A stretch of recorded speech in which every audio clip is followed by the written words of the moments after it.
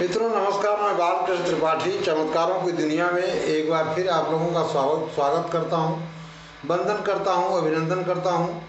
मित्रों आज के इस वीडियो में हम श्रीमद् भगवद गीता के अध्याय 6 के श्लोक नंबर 19, 20, 21, 22 इस 4 श्लोक के बारे में मित्रों हम लोग पहले श्लोक को समझेंगे, उसके बाद उसके अर्थ को जानेंगे और उसके बाद हम लोग यह मित्रों जानने का प्रयास करेंगे कि इन श्लोक का और इनके अर्थ का हमारे जीवन में, भौतिक जीवन में क्या उपयोग हो सकता है, क्या हम इसका फ़ायदा उठा सकते हैं अपने भौतिक जीवन को उन्नत करने के लिए, डेवलप करने के लिए। मित्रों अभी तक मित्रों यदि आप लोगों ने हमारे चैनल को सब्सक्राइब नहीं किया है तो कृपया चैनल को सब्सक्राइब करिए, लाइक करिए, शेयर करिए और कमेंट करिए। मित्रों शेयर और कमेंट के लिए हमारा विशेष आग्रह है आप लोगों से, और वीडियो यदि अच्छी लगती है तो चैनल को सब्सक्राइब भी जरूर करें। अब हम अपने विषय पर मित्रों बात करते हैं। श्लोक नंबर 19, यथा दीपो निवातस्थो नेंगते सोपमा स्मृता योगिनो यत चित्तस्य युज्यतो योगमात्मना। इसका अर्थ मित्रों कुछ इस प्रकार से है कि भगवान यह बता रहे हैं यहाँ दीपक के दृष्टांत दे करके, दीपक का उदाहरण दे करके चित्त की स्थिति का वर्णन इस श्लोक में भगवान हम लोगों को बता रहे हैं कि जिस प्रकार वायु रहित स्थान में निवातस्थ स्थित दीपक चलायमान नहीं होता है। जहाँ हवा चलेगी वहाँ दीपक जो है वह बहुत देर तक जल नहीं सकता है। वैसे ही उपमा परमात्मा के ध्यान में लगे हुए योगी के जीते हुए चित्त की कही गई है। यानी परमात्मा के ध्यान में जो योगी, जिस योगी का चित्त लगा हुआ है वह जो है यदि उसके अंदर और कुछ है, यहाँ यदि हवा है वहाँ तो जो है वह बहुत देर तक जो है उसका चित्त भगवान में नहीं लगा रह सकता है।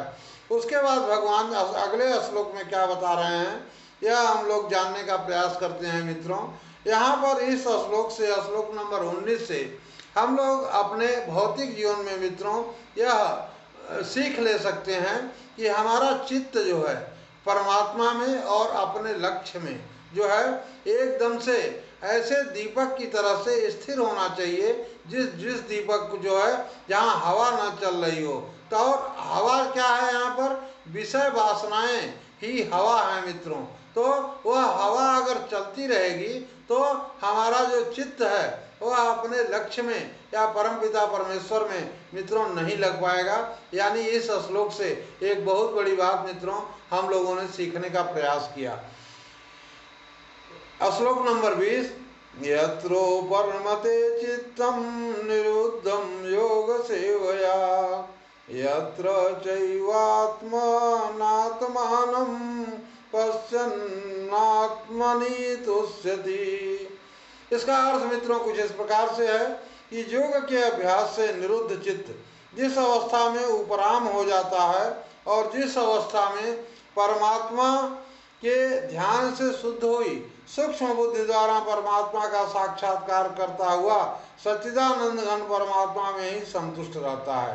यानी भगवान यह बता रहे हैं कि इस श्लोक में यह बता रहे हैं कि ध्यान योग के द्वारा परमात्मा को प्राप्त हुए पुरुष का लक्षण बता रहे हैं और चित्त को स्थिर कैसे किया जाए, कैसे होगा, यह भगवान इस श्लोक में जो है मित्रों हम लोगों को बता रहे हैं। क्योंकि मतलब योग के अभ्यास से ही चित्त की अवस्था जो है हमारी स्थिर हो सकती है और परमात्मा में या हमारे जो अभिष्ट लक्ष्य है उसमें लगी रह सकती है। ऐसा भगवान जो है इस श्लोक में हम लोगों को बता रहे हैं। तो पहला हम लोगों ने पहले श्लोक में यह जाना कि हमें अपने चित्त को स्थिर करना है, मतलब वो किसी तरह का हवा न हो यहाँ पर, यानी किसी तरह के विषयों उपभोग का चिंतन हमारे अंदर न हो ताकि हमारा चित्त स्थिर हो। इस श्लोक नंबर 20 में भगवान यह बता रहे हैं कि चित्त को स्थिर हम योग के अभ्यास के द्वारा अपने चित्त को निरुद्ध कर सकते हैं, स्थिर कर सकते हैं और परमात्मा में या अपने लक्ष्य में हम लगा सकते हैं मित्रों। तो यहाँ पर और यहाँ इस श्लोक में जो है वह परमात्मा को प्राप्त हुए पुरुष का लक्षण भी भगवान बता रहे हैं कि वह यह कैसा होता है। श्लोक नंबर 21, सुखमात्यंतिकं यतद बुद्धि ग्राह्यमतीन्द्रियं वेत्ति यत्र न चैवायं स्थितः चलति तत्त्वतः।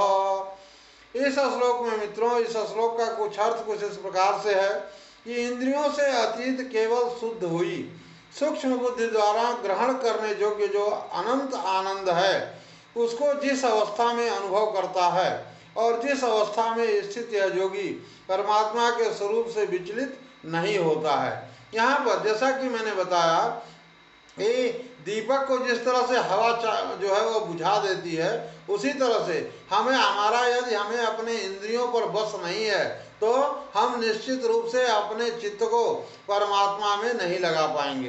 तो इस श्लोक नंबर 21 में भगवान बता रहे हैं कि योगाभ्यास के द्वारा जो है वह चित्त को स्थिर करिए और इंद्रियों से अतीत केवल शुद्ध हुई सूक्ष्म बुद्धि के द्वारा ग्रहण करने योग्य जो चीज ग्रहण करने के योग्य है वही और अनंत आनंद है उसको जिस अवस्था में अनुभव करते हैं और जिस अवस्था में स्थित यह योगी परमात्मा के स्वरूप से विचलित नहीं होता है, ध्यान नहीं हटता है। यानी वो जो दीपक का दृष्टांत भगवान ने दिया है कि दीपक जो है वो बुझता नहीं है।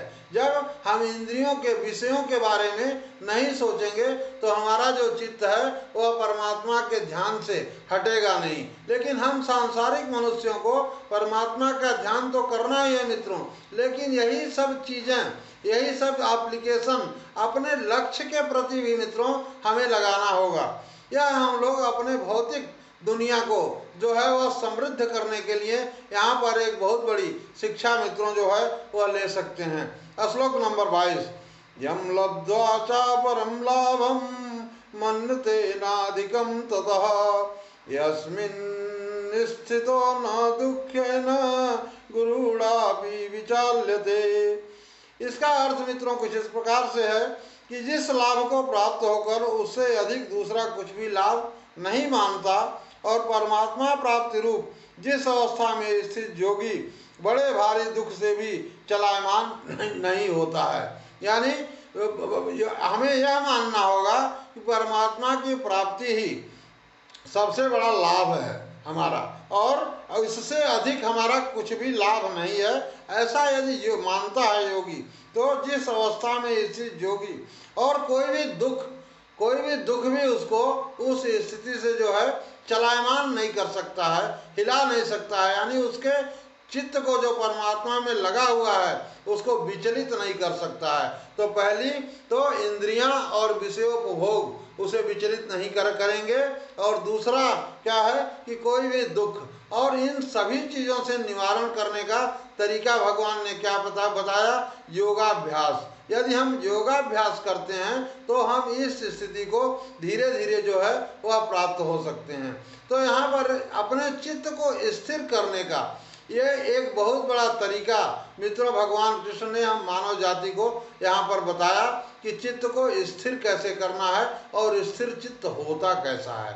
स्थिर चित्त का मतलब दृष्टांत भी भगवान ने बहुत बढ़िया दिया है कि जहाँ पर हवा चल रही होगी वहाँ पर दीपक जो है निश्चित रूप से बुझ जाएगा। और यह हवा है क्या, हमारी काम वासना, हमारी इंद्रियों का जो है वह नियंत्रण न होना, यानी इंद्रियों पर हमारा बस न होना।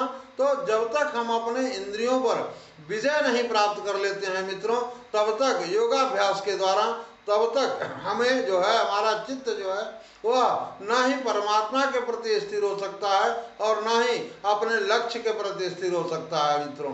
तो यहाँ पर इन 4 श्लोक से मित्रों हम लोगों ने बहुत ही अच्छी चीज़ों को जानने का प्रयास किया।